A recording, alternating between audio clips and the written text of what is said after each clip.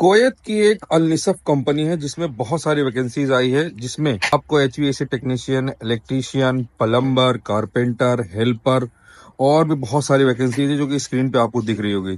इसका इंटरव्यू होने वाला है 22 जनवरी को जमशेदपुर के अंदर। इसका एड्रेस है ईदगाह मैदान, झारखंड ईस्ट। फुल एड्रेस आपको स्क्रीन पे दिख रहा होगा, उनका मोबाइल नंबर भी दिख रहा होगा।